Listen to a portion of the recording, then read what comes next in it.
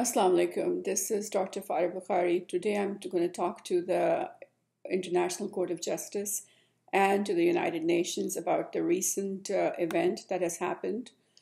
In light of the recent stay order of International Court of Justice on Kulbhushan's death sentence, here is my message and a question that I'm asking to both United Nations and the International Court of Justice.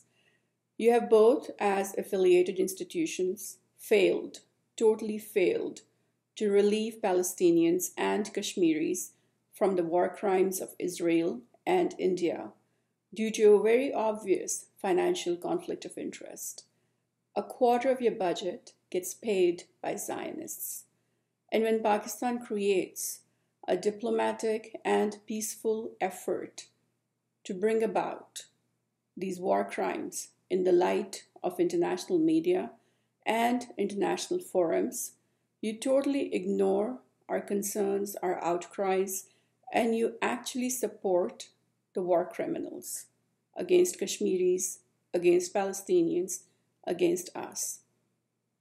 Kulbhushan publicly confessed that he was hired by the Indian government, by the Indian intelligence, to commit terrorism on Pakistan's soil, to kill our children, to blast off our civilian population.